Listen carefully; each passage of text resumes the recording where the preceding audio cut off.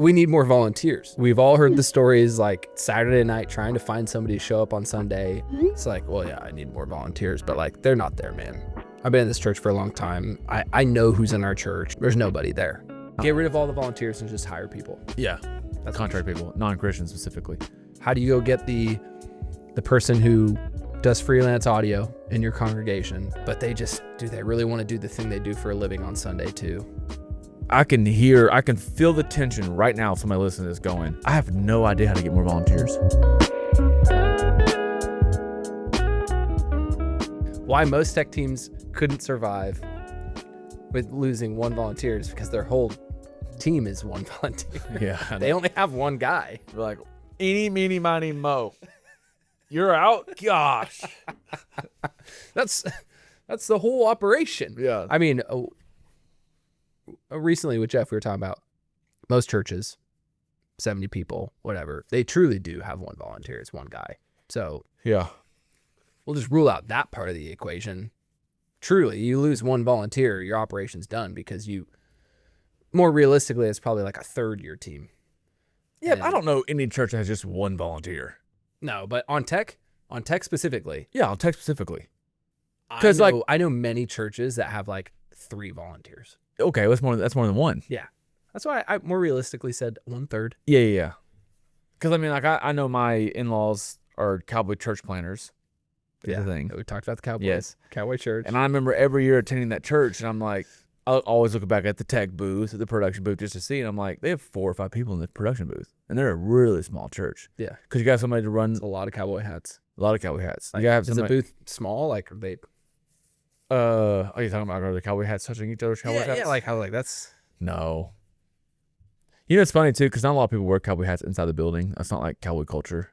Okay. You know, it's like, and like when you like in cowboy culture, when you go to meet somebody, you take your hat off. Yeah. And then you're indoors, take your hat off. But like a lot of cowboy people look like you, honestly, with the pearl stuff and the hat with the multi chains. But no, but they have 4 or 5 volunteers. Do they have volunteers to like pick up after the horses, like during the service and stuff? They're not Amish. They're not riding buggies to church. Just imagine. They drive pickup trucks. Okay, so they're not like riding horses to church. No. Again, they're not Amish. They have vehicles. They have really nice trucks. They drive $150,000 trucks. They're like real cowboys. I don't understand. I just need to go sometime. But they do have a rodeo on site. And I'm sure they have volunteers that pick up all that poop after the rodeo. So there are horses. Oh yeah, but they're not riding horses to church. Okay. They're not like hitched up out. There's one church in the area that does like greetings, and they have like a horse. Their first impressions team are all on horses, and they have like flags and like welcoming cars, and they'll ride around in the parking lots and like telling people to park. That's wild. Yeah. But anyways, to go back, yeah, that church I always remember. Now it's on topic is they probably have 3 to 5 production volunteers because it's really hard. It would be really hard to run audio, even for a smaller church that doesn't have a lot of transitions, one speaker or one microphone to manage, one direct box to manage with an acoustic guitar player and some keys or whatever. It doesn't seem that difficult, but I think for me, it'd be really tough to also hit the space bar for every slide for lyrics. Yeah. And chase with the left hand audio. Yeah. Right. So well, think about even like the worship team. Like it's not, I don't want to say it requires more skill, but it is harder to, okay, in your church, you're like, where are the drummers at? You find a couple drummers and maybe only one of them can play to click. Yeah. And you need them to play to click. It's like, it's hard to find people for these various positions that we need filled for worship and tech ministry. And so some churches, they're like, yeah, I got one drummer and I need him to serve every weekend. So I end up paying him because I feel bad. Like I need him here. It's the only way I can execute. Like we've had that conversation a lot. So yeah, most churches I talk to are like one volunteer away from crumbling, like one volunteer leaving away from crumbling. Yeah.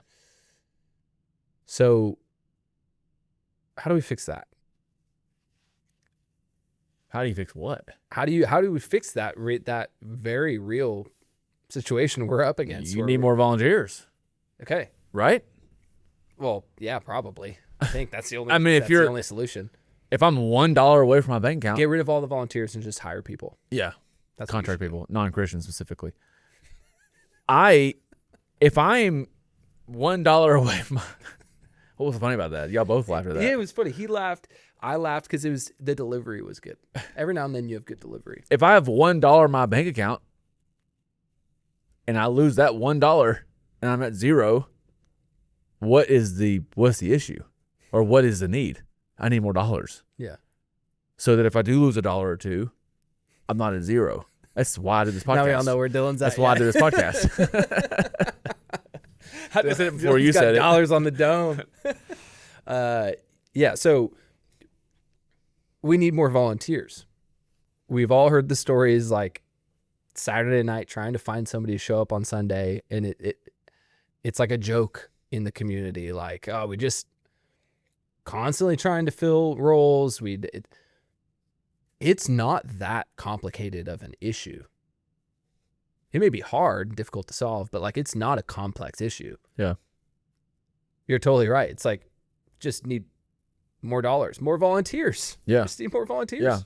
So, and that's the hard part. That's the challenging part. I mean, I can feel the tension right now. If somebody listening to this going, I have no idea how to get more volunteers. I have no idea. And for whatever reason, in my spirit right now, I'm willing to say the first 3 people that reach out to me listening to this podcast, I will help you get more volunteers. Yeah. Because it's really not that hard. Low cost, by the way. He's really cheap. For free. I'll do it completely for free. First 3.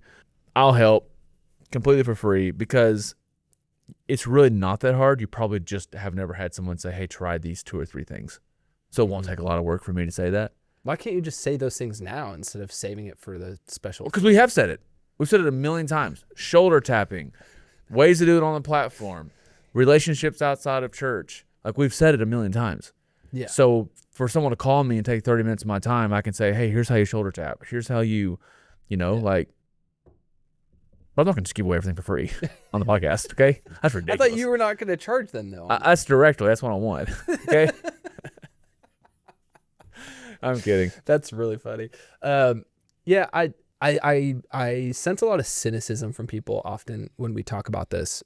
It's like, well, yeah, I need more volunteers, but like they're not there, man. I've been in this church for a long time. I know who's in our church. There's nobody there. There might be truth to that. You think so? I wrestle with that sometimes. I know, but there might be truth to that. I mean, you're talking, let's say someone's listening and there's 100 people that go to their church and they love MXU and they're like, I'm good at where I'm at.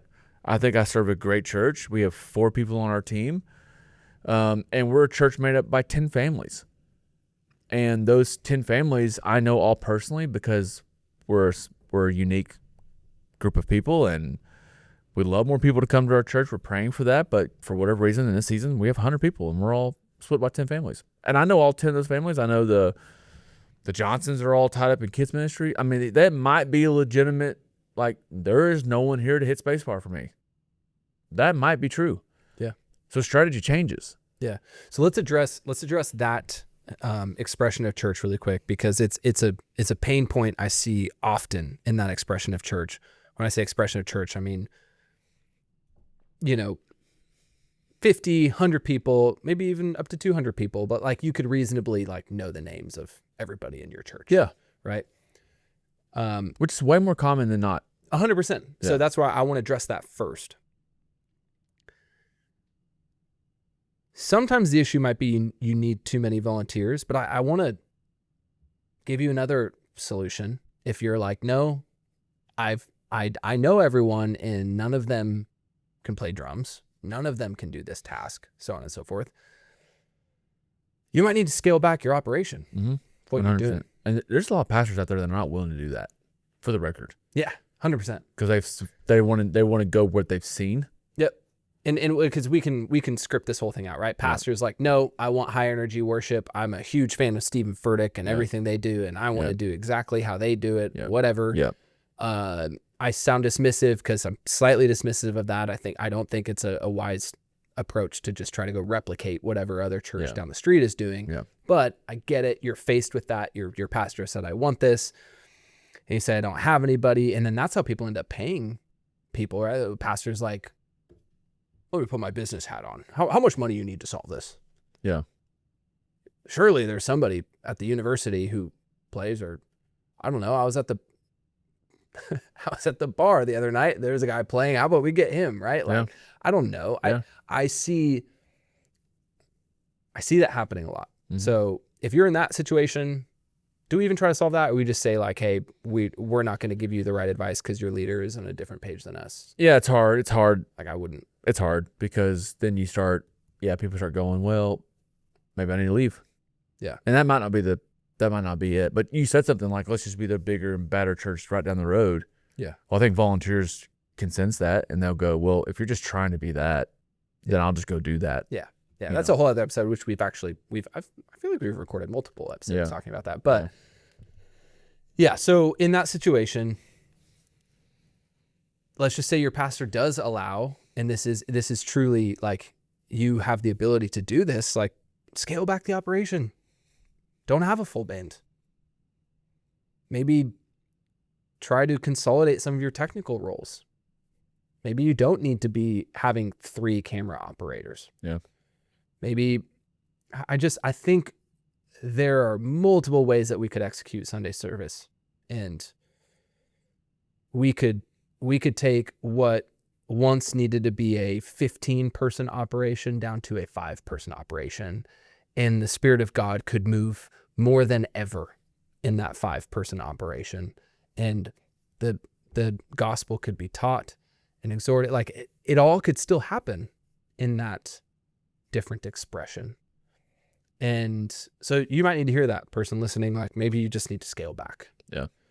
Now let's jump to a different environment that has, let's just say 1,000 people in their congregation and up, right? Where like, it's pretty unrealistic to expect you to know everybody's name in the congregation. You don't know who was there and who wasn't there on Sunday, just by the sheer volume of people attending your church. You are one volunteer away from capsizing.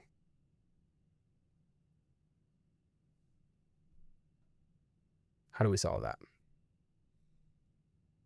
Because it's no longer an issue of I don't have the resource in my community. The people aren't there. Like, you just don't know that. Yeah. I don't care how many times you say it to me. You don't know. I don't believe you. There could be a guy in there who professional drummer his entire life and just doesn't want you to know it. Holds it. Yeah. How do you go get that guy? How do you go get the person who does freelance audio in your congregation, but do they really want to do the thing they do for a living on Sunday too? They don't realize how desperate you are for somebody to help in audio. Like, how do we go get those people?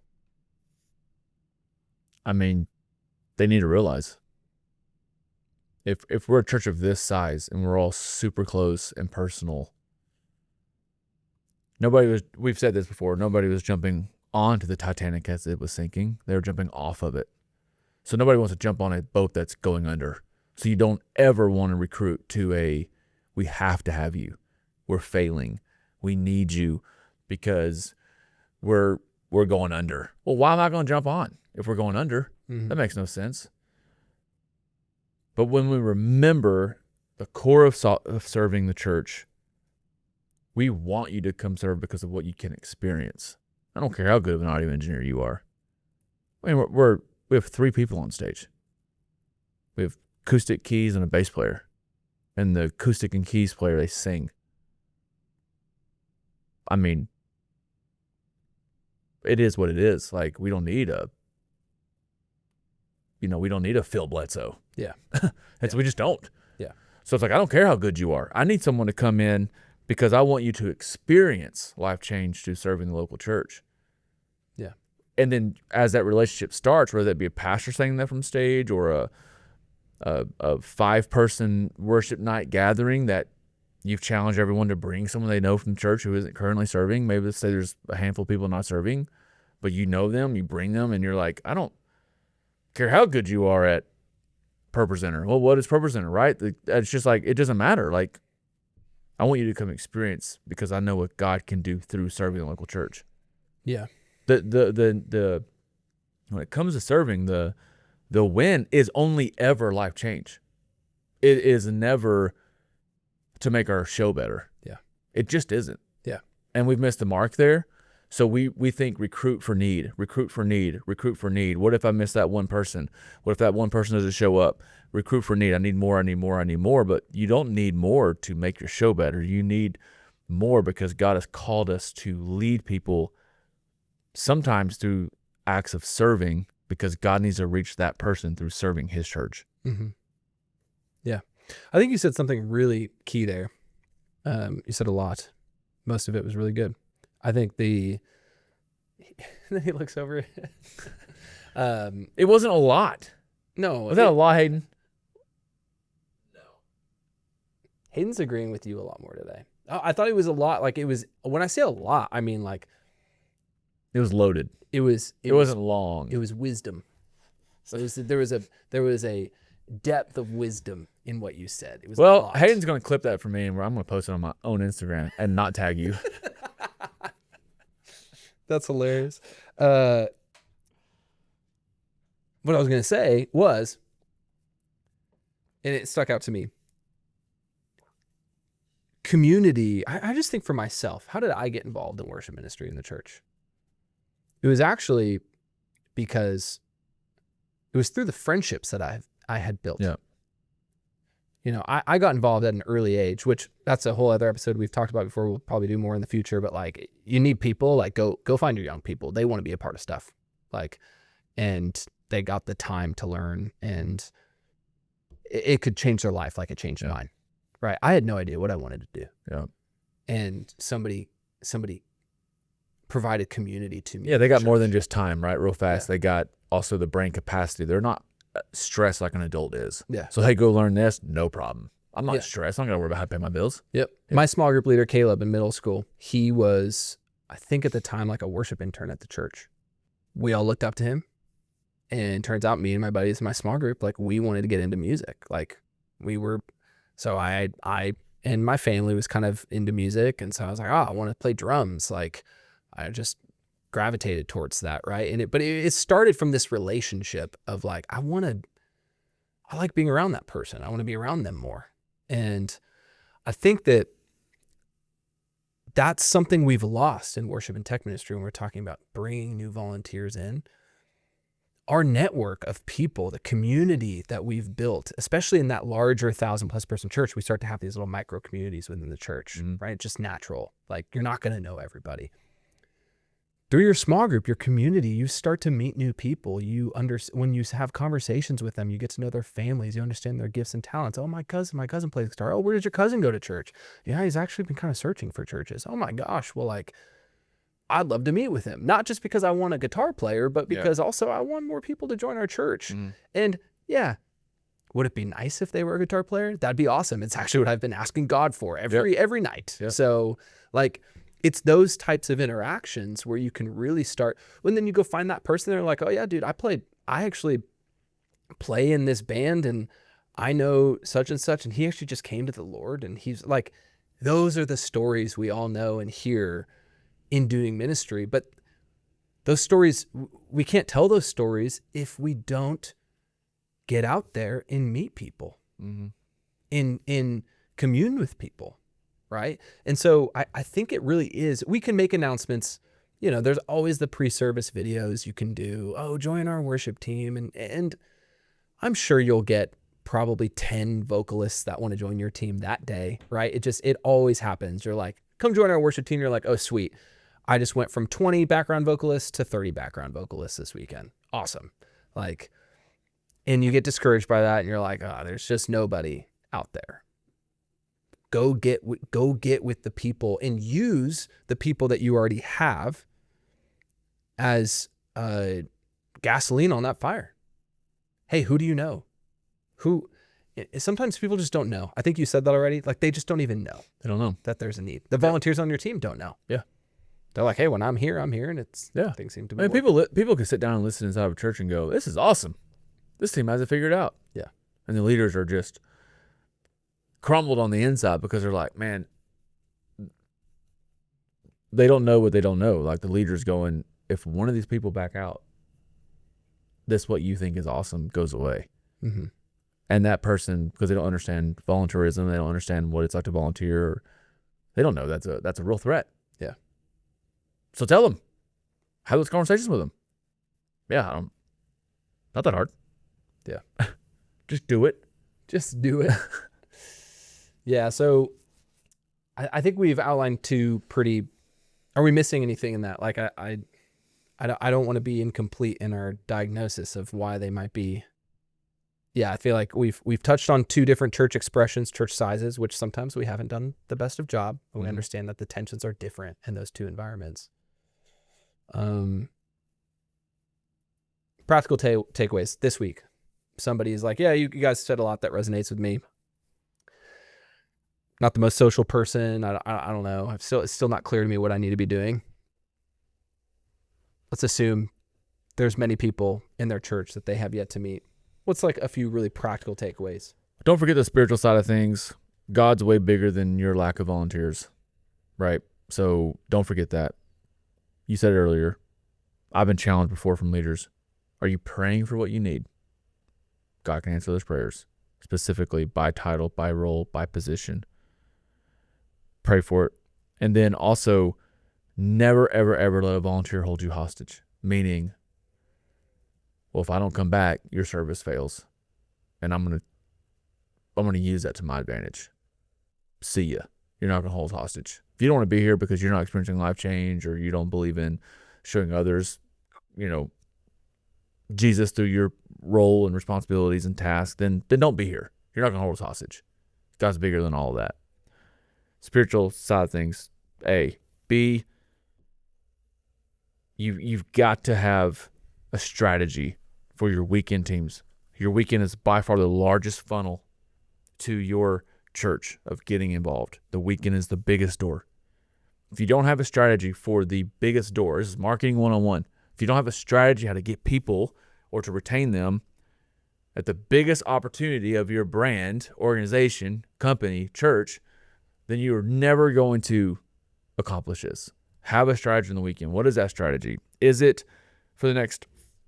sitting your pastor down going, you may or may not know this if you don't have systems of data that flow in and out of where we're at as a church, but we are lacking in volunteers big time. Can we do a 2-week sermon series on serving the local church? And I'm going to bring to you, Pastor, ideas on when you're preaching about it. We're going to be in the lobby with balloons and tents and donuts, and we're going to bring people to an area. I don't know. I'm just coming up with ideas. Yeah. Why are you smiling? Balloons and tents is fun. Yeah. I'm because it's a attention grabber. Yeah. When I show up, it's like, well, what is that? And then Pastor from stage is going to go, hey, we'd love to meet you at the donut wall, or we'd love to meet you at. Very unsanitary, by the way. Sure. We'd love to meet you, just wear a mask. We'd love to meet you over here. Yeah. Like we'd love bring attention to the need. People don't know. You got to tell them. Yeah. We're on a podcast. We know church work. We talk about it all the time. Yeah. We're 1% of people, less than 1% of people. Majority of people, even that work at churches, don't know a ton. So we can't expect anybody in the audience, in the crowd, in the congregation to know. Yeah. So we got to bring awareness to it. Yeah. Shoulder tapping. I can keep going. Good takeaways. Shoulder tapping. I always love when you say shoulder tapping. I don't know why. It's Excuse me, sir. Excuse me. You look like you played in ZZ Top. Yeah. Shoulder tapping is not the actual physical of tapping with shoulder, just so people know. I mean, you could go do that this weekend if you'd like. Let us know how it goes. Well, now you have to tell them what shoulder tapping is. Well, it's just conversations in the lobby. Yes. Okay. There you go. I would kind of expand. Not conversations in the green room. I didn't say that. Yes, exactly. I would expand and just say, spread the load. Don't take it all on yourself. Let the other key leaders in your ministry, maybe you've identified some key leaders who've been around for a while. Maybe you have some other people who are more relational than you are. It's like, I need your help in your small groups. If you hear something, I'm praying for this. Would you pray for it with me? And if you see something, but man, when you ask, you better be ready for the tide of people that do come in. Mm-hmm. So like, be careful what you ask for. You're going to, all of a sudden, you're not going to have a volunteer count issue. You're going to have a training issue. Yeah. All of a sudden, you're going to have a retention issue because you're struggling to care for all the people that God has brought your way. So be prepared. In that vein, if you are in need of systems or tools to train your team, get people at the right place at the right time, communicate, create camaraderie amongst your team, MSU is built for all of that. We'll help you train your team, plan your services, execute the weekend. There's a ton behind the platform. We won't get into all of it today. If you want to learn more, you can book a call with somebody on our team. We'll get on a call with you and show you the platform, show you how it can make a meaningful impact in your ministry. You can also learn more about what MXU does at getmxu.com. We'll put the link to our website in the description of this video as well. Thanks so much for joining us and making it this far. If you did, we'll see you next time on the MXU podcast.